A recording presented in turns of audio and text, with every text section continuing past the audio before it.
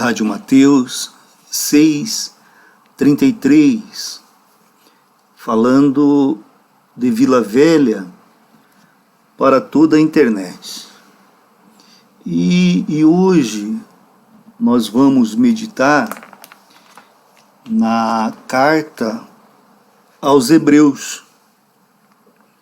Carta aos Hebreus, no capítulo 11. O capítulo 11, do versículo 24 ao versículo 29, né? Hebreus 11, do capítulo 24, do versículo 24 ao versículo 29.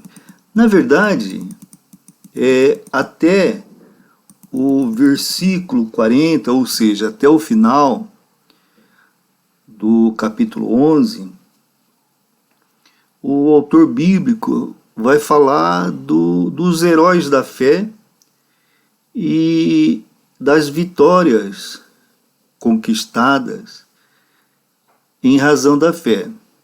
Só no finalzinho que ele vai fazer uma observação, né? Mas a gente vai explicar. Mas ele está falando dos heróis da fé, daqueles que viveram pela fé, né? Então vamos lá. E nós separamos essa perícope do versículo 24 ao versículo 29, para não ficar muito extenso o estudo. Versículo 24, NVI.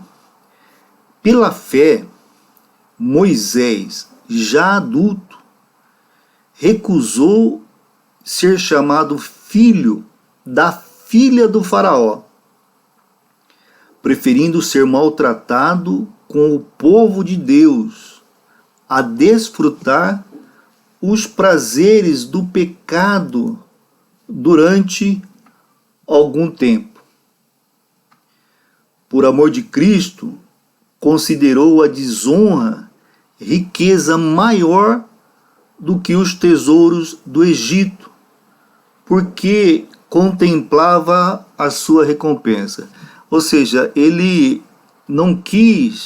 preferiu não viver os tesouros desse tempo, né?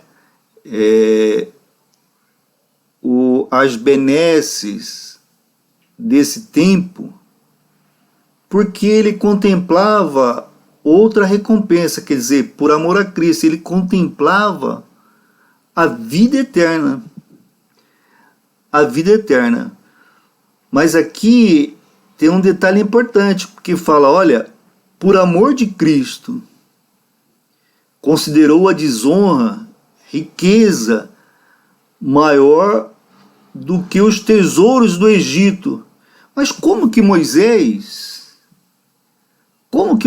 poderia contemplar a recompensa de Cristo se eles não eram contemporâneos? Se Cristo veio depois, né? Se Cristo ele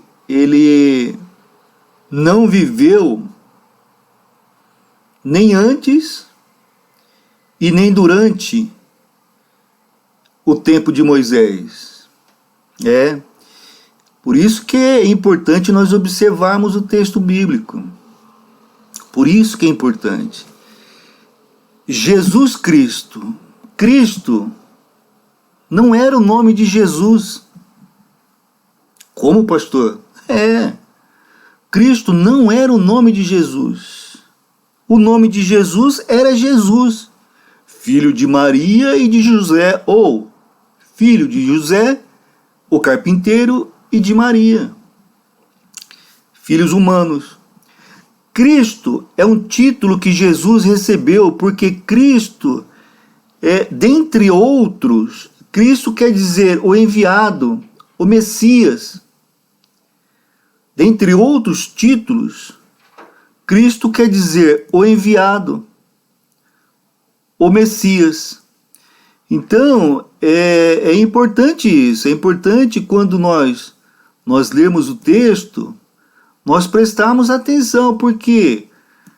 Porque, na verdade, Moisés, ele é antes da vinda de Cristo, não é isso?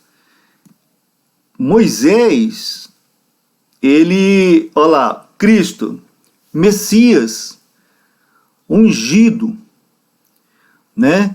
Título oficial de Jesus, que foi-lhe conferido por Deus, Atos 2,36. Portanto, é Deus falando, né? Portanto, que todo Israel fique certo disto. Este Jesus, a quem vocês crucificaram, Deus o fez Senhor e Cristo.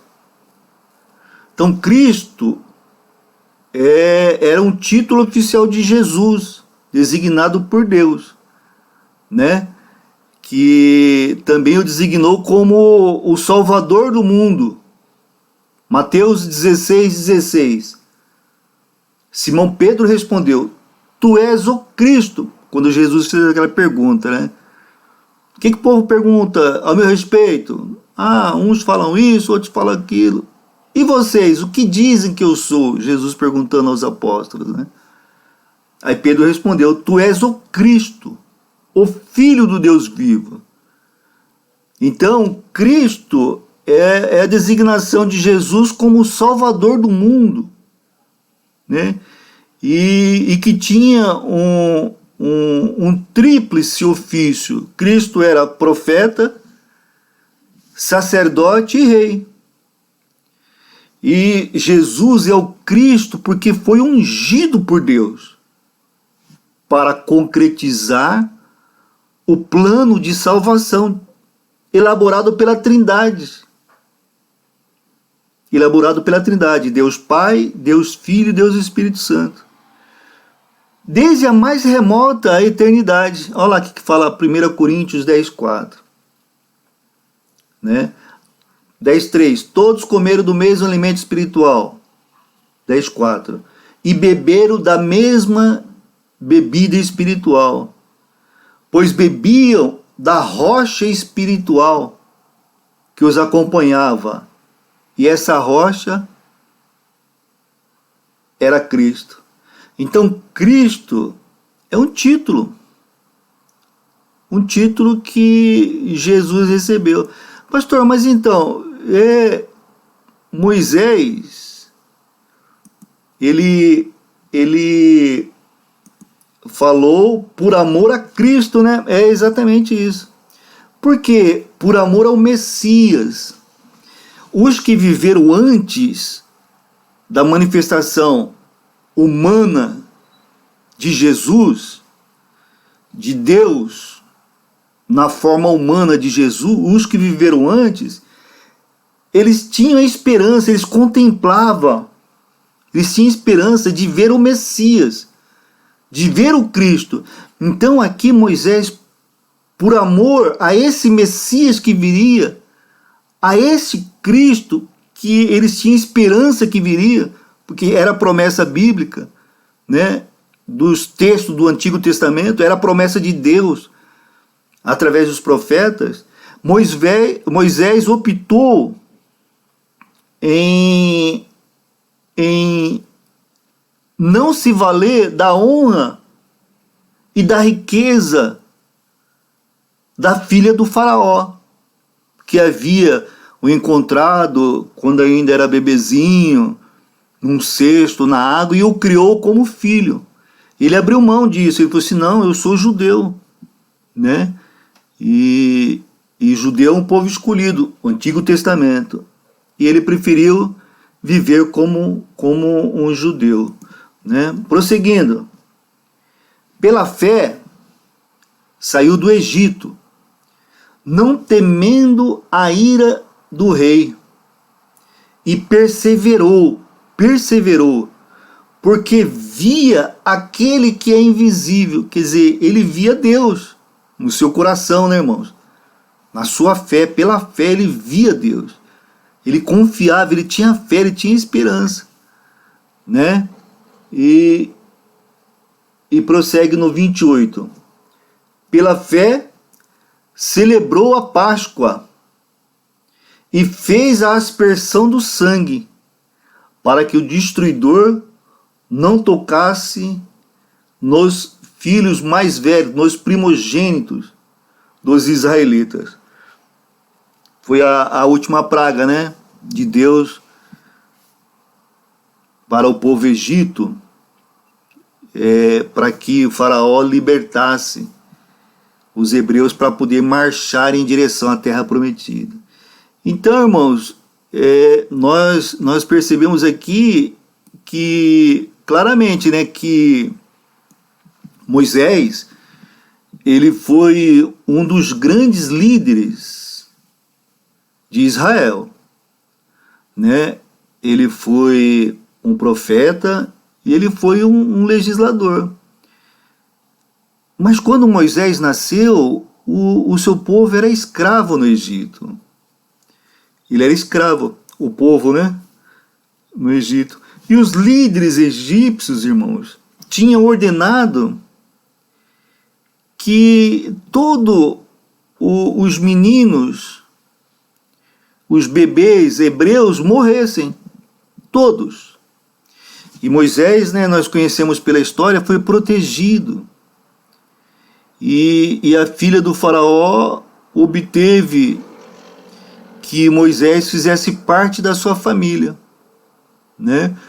Criou-o como se fosse da família, conforme Êxodo 1 e 2. Então foi necessário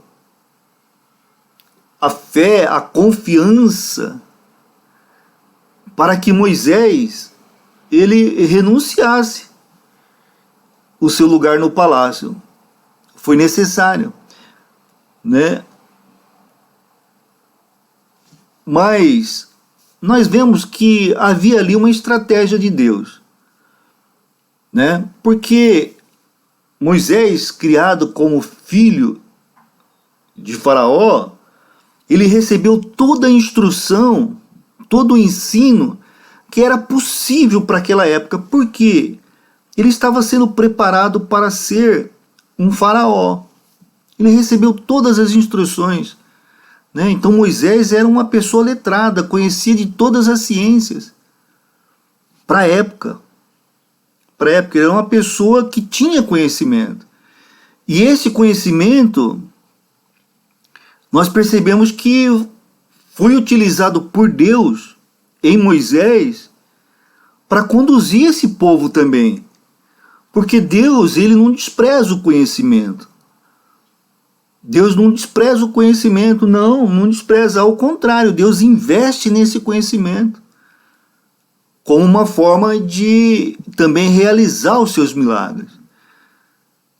Houveram milagres extraordinários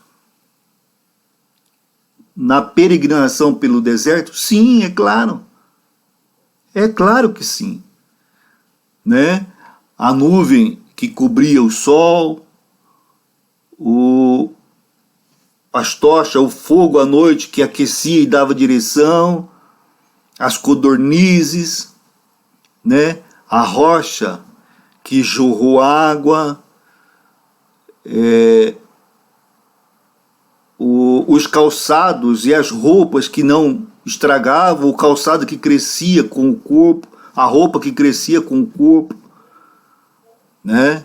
O abrir o Mar Vermelho. Houve uma série de milagres extraordinários.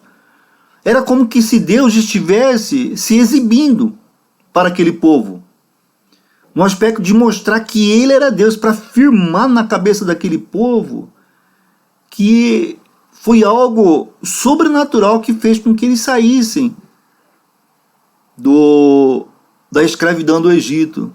Uma forma de mostrar esse povo. Houveram muitos milagres, mas muitos mesmo. Quer dizer, toda a peregrinação foi um milagre. foi o milagre. Mas nós também não podemos desprezar o conhecimento que Moisés tinha, porque com certeza, de uma forma ou de outra, foi utilizado ali, né? Mas, então nós vemos aqui que houve muita fé da parte de Moisés para ele renunciar à sua posição no palácio. Mas ele só pôde fazer isso porque ele percebia o caráter fugaz, passageiro, da riqueza e do prestígio, que era ser um faraó, um filho do faraó, ou alguém da família, que tinha posse, que tinha riqueza. Ele conseguia perceber isso, né? É muito fácil, irmãos, nós sermos enganados pelas vantagens temporárias da riqueza, da popularidade, né? Do nível social, da autoridade que às vezes adquirimos, né? Uma posição dentro do Estado, um delegado, um soldado. Então isso é perigoso, porque pode nos enganar, né? Pode nos afastar de ver as vantagens maior que são as vantagens eternas no reino de Deus. Moisés conseguiu perceber isso.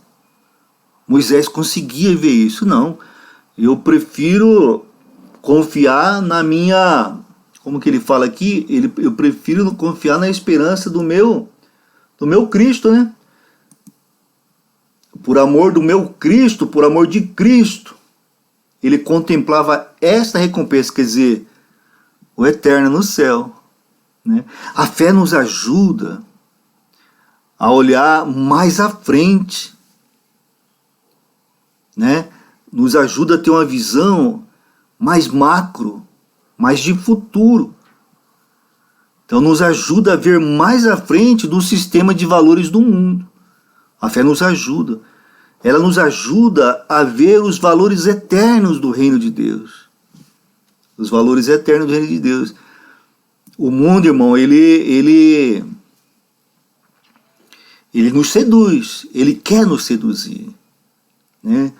E ele usa, às vezes, a religião para despertar a ganância.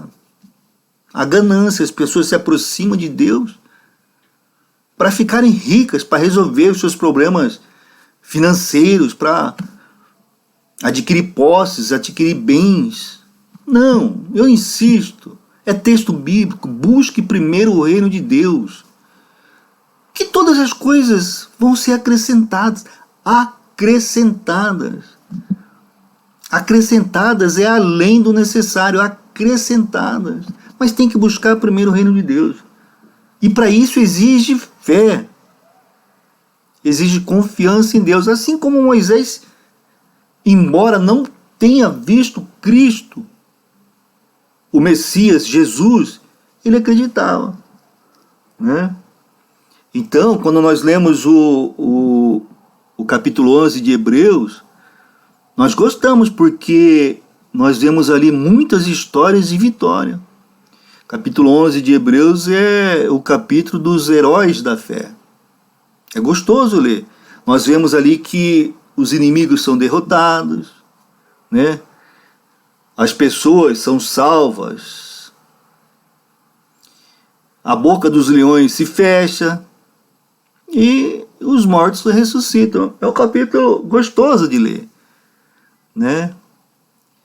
Mas às vezes a gente não percebe que também tiveram aqueles que agradaram a Deus com a sua fé e ainda assim sofreram e morreram.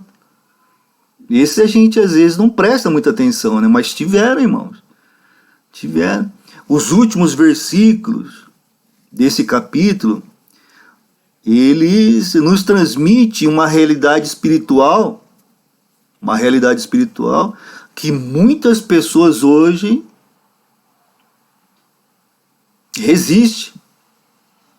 resistem a aceitar, né? Que realidade é essa, pastor? Irmãos, a realidade é que A fé não é um meio de fazer com que Deus faça o que nós queremos. Não é isso. A fé não é uma chave mágica que a gente abre o cofre de tesouro de Deus. Não, não é isso não. Não é isso não. Aqueles de nós cristãos que de fato pertencemos a Jesus Cristo, né, nós temos a promessa de Deus de que Ele vai curar todas as nossas doenças. É promessa de Deus. Vai curar todas as nossas doenças. Que Ele vai nos ajudar em todos os problemas. Promessa de Deus. E vai nos dar grandes riquezas. Nossa, pastor, que bênção, hein? Eu venho para Cristo, vai curar todas as doenças, me ajudar em todos os problemas, resolver todos os meus problemas, e vai me dar grandes riquezas. Irmãos, mas não é agora. Como é que é, pastor? Não é agora não. Não é agora não. Agora o que a gente vê são milagres. O que é milagre, pastor? Milagre é a quebra da ordem natural das coisas. Milagre é a quebra da ordem natural das coisas. Mas milagre, irmãos, não é a regra. Como é que é, pastor? Infelizmente, essa é a verdade. Milagre não é a regra, milagre é a exceção. Milagre é a exceção. Por isso que nós temos que continuar orando, pedindo para esse tempo que nós vivemos, milagre é a exceção. Mas como que nós sabemos que nós não seremos a exceção? Então nós temos que continuar orando, nós temos que continuar buscando, nós temos que continuar crendo. Então essa promessa de que Deus vai curar todas as nossas doenças, de que vai resolver todos os nossos problemas e nos dar grande riqueza, é para a eternidade. É na eternidade. É na eternidade. Embora muitos não pensem assim. Porque ou foram mal instruídos quando vieram para Cristo, foram iludidos, tá certo? Ou então tem uma cegueira que Satanás colocou que não consegue perceber. Nossa, eu tenho amigos pastores abençoados que morreram de câncer. Homem de oração que buscava. Entendeu? Eu tenho amigos abençoados, pastores que vivem contando moeda na dificuldade. Mas continua firme na fé, crendo. Né? Consegue ter uma vida, não falta nada, mas não ficaram milionários. Eu tenho pastores abençoados, família de pastores, pessoas que buscam Cristo, devotas, que surge no meio deles um filho desviado, que usa droga, outro que parte para o crime. Mas como que pode acontecer isso, pastor? É porque nós vivemos num tempo caído, irmãos. Esse mundo que nós vivemos é caído. Não é o ideal de Deus, não é o mundo perfeito de Deus. O mundo perfeito de Deus é Gênesis 1 e Gênesis 2. É Apocalipse 21, Apocalipse 22. No meio é luta. É luta, é perseverança. Quem sabe Deus faz um milagre na nossa vida.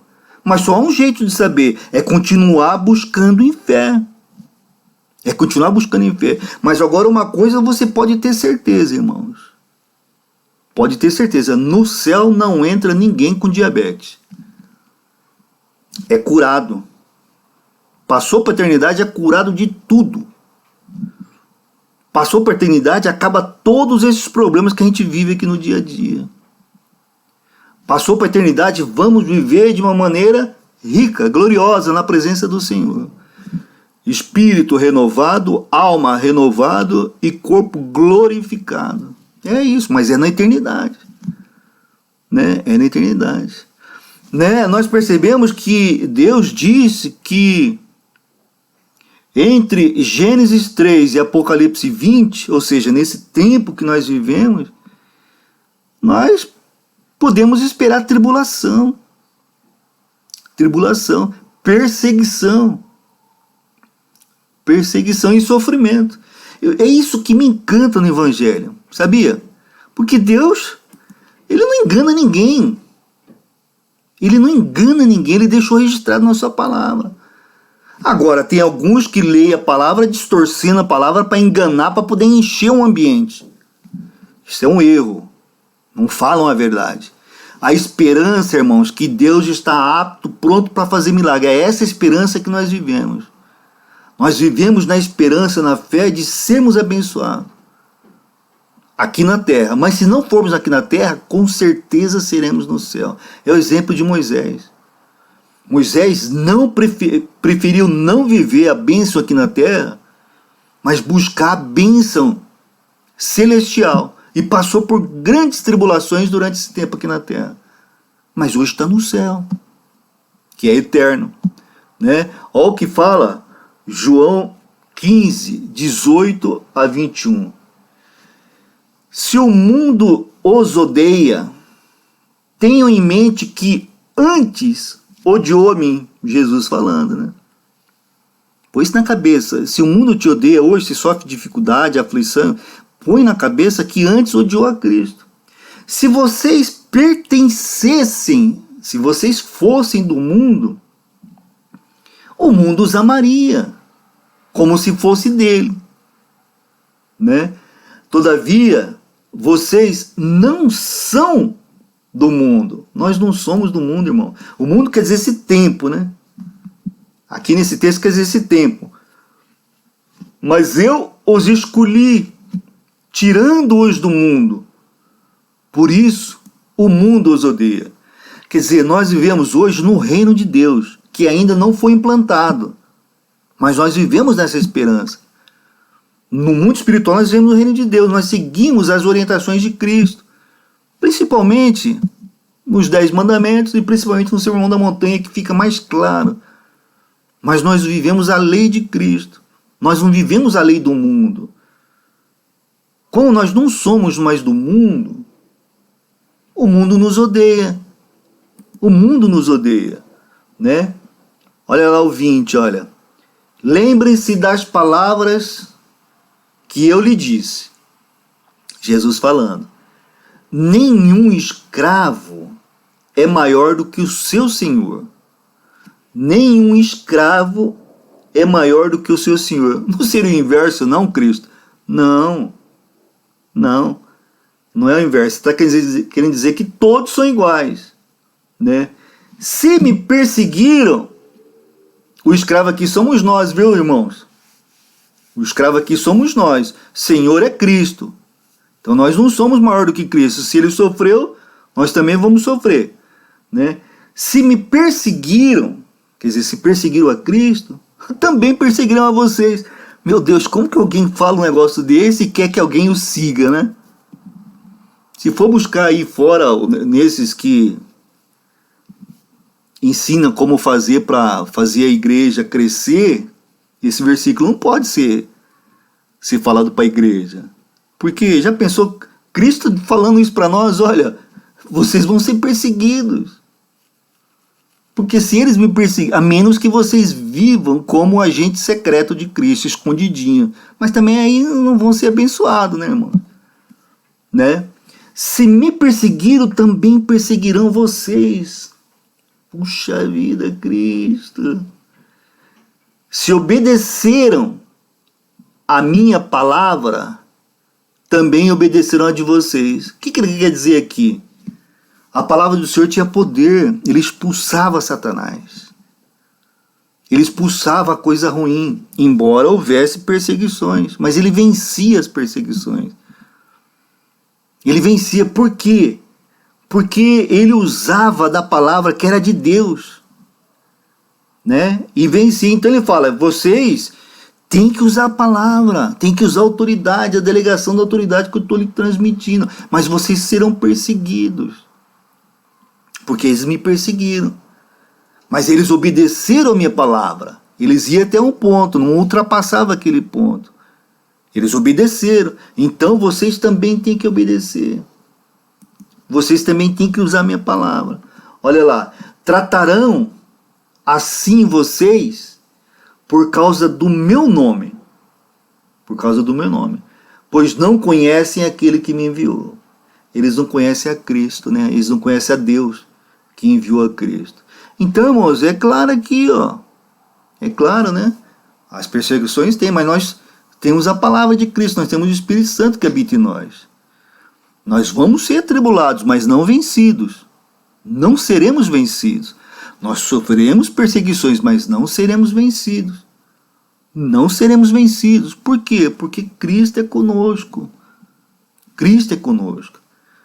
Né? Por isso, é importante lembrar, é muito importante, que a fé, ela não nos salva de tudo isso. De perseguição, de tribulação, de sofrimento. Mas a fé nos ajuda a superar isso. Nos ajuda a superar isso. Nos ajuda a superar tudo isso, a fé. Né? Pastor, qual a diferença então de nós, uma pessoa do mundo, se todo mundo sofre perseguição, sofrimento, né? E às vezes as pessoas do mundo vivem até mais tranquilas do que nós, pastor. Então, conforme Provérbios fala, acho que foi Asaf, né? Conforme Provérbios fala, as pessoas do mundo que já têm a sua riqueza e já estão vivendo aqui na terra todo o bem deles. Todo, quer dizer o quê? Eles não vão para o céu, então não vão usufruir no céu, as pessoas do mundo. Né?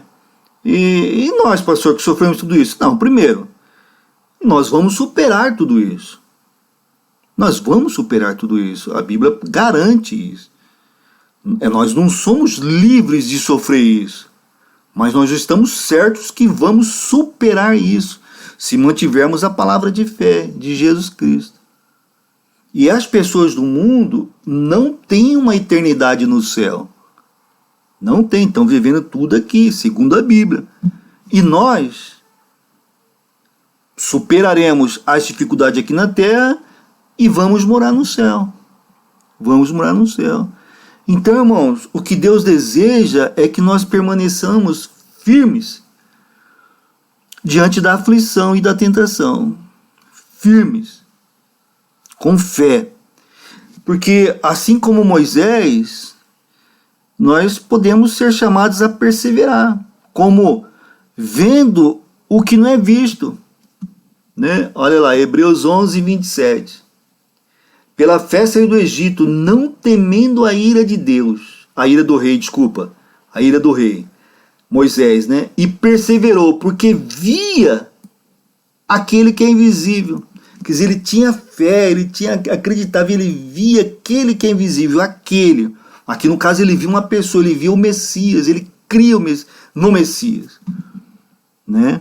Então, nós temos que viver com essa fé e colocar a nossa esperança, toda a nossa confiança no nosso Deus, no nosso Pai Celestial. E permanecermos firmes nessa fé, nos bons e nos maus momentos. A tribulação vai vir, mas nós vamos superar. O sofrimento vai vir, mas nós vamos superar. As dores vão acontecer, mas nós vamos superar. Pela fé. Ainda nesse tempo. Nós não somos imunes a isso, mas nós superamos tudo isso. Pela fé, porque é a promessa de Deus. Ele não nos garantiu uma blindagem. Ele não nos prometeu blindagem. João 15, 18 a 21, conforme lemos. Ele nos prometeu que nós, nesse tempo, superaríamos isso. Talvez não da forma que nós desejássemos, mas do jeito que Ele quer. Mas nós vamos superar tudo isso. E depois nós vamos viver na eternidade, no céu com Ele. na eternidade no céu com Ele. Então, irmãos, esta é a fé, é a confiança, como de Moisés e tantos outros, que nos faz perseverar dia a dia, a cada dia a sua dificuldade e a cada dia a nossa vitória de superação na fé em Jesus Cristo. É essa a nossa postura, é essa a nossa perseverança diante das dificuldades. Deus não nos prometeu uma vida fácil aqui na terra. Não nos prometeu, não. Ele nos prometeu uma vida de superação. De superação. A vida na terra é como uma corrida de obstáculo. Uma corrida de obstáculo. Mas nós vamos chegar no final. Por quê? Pela nossa força? Não. Pela nossa confiança. Pela nossa esperança em Jesus Cristo. Tá certo, irmãos? Tá certo? Vamos orar. Oh, meu Pai, obrigado, Senhor, por essa palavra poderosa. Senhor, que nos traz a reflexão de que nós temos que continuar perseverando na fé. As dificuldades surgem, os problemas, eles surgem porque o mundo é um mundo caído, mas nós não somos desse mundo, mas nós vivemos nesse mundo. O Senhor não nos prometeu uma blindagem, mas o Senhor nos garantiu superação através da fé em Jesus Cristo, e nós somos gratos por isso. Pai, abençoe, restaura a saúde daquele que necessita no físico, dando um tempo sem dor, um tempo com qualidade, Pai, para que ele reconheça o Senhor como Deus na vida dele, mas que não seja feito conforme os nossos planos, mas conforme os planos do Senhor. Pedimos também, Senhor meu Deus, por aqueles que sofrem na alma, que o Senhor possa estar, Senhor meu Deus, restaurando a alma e os pensamentos, trazendo confiança para aqueles que vivem na desconfiança, trazendo esperança para os desesperançados, fazendo com que, Senhor meu Deus, no coração, na mente desse, surja, Senhor meu Deus, essa esperança de Moisés, essa confiança de Moisés, que via aquilo que é invisível e que nós possamos ter essa mesma fé. Pai, abençoe os relacionamentos na família, abençoe os relacionamentos nas igrejas, no governo, na sociedade como um todo, porque sabemos que o Senhor tem o controle sobre tudo. Nós oramos porque nós acreditamos, nós oramos porque nós confiamos, por isso nós oramos no nome santo de Jesus Cristo. Amém e amém.